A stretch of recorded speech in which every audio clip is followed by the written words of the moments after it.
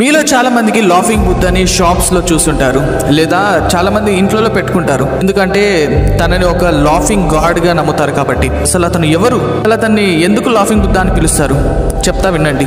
ఇతను Japan God. ఇతని గురించి జపాన్ లో అయితే ఒక స్టోరీనే చెప్తారు. ఇతని పేరు హొటాయ్. 1000 సంవత్సరాలకు దాకా బ్రతికి ఉన్న ఒక బౌద్ధ భిక్షగాడు.